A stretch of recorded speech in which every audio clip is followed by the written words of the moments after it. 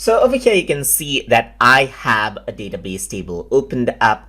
And if I want to, let's say, for example, search for a particular tool that I want to use, then what you can do is on the top, you can go around into tell me search. Let's say, for example, I want to find spelling, then I can go around and type in spelling right here. And here you can see you can access spelling just like this. So the spelling check is complete right now. You can also go around onto the top right here, and let's say what I want to do is I want to search for query right here. So I'm just going to go around, type query, and over here you have query related options, as you can see right here, like query design, query wizard, as you can see right there as well. So that is how you can easily search out for different options that you have right here. So let's say you want to search for relationships. Let me just type in relation, and it is here. So you do not need to exactly remember where the tools are. So you can simply type it out right here, and then you can access out that tool just like that.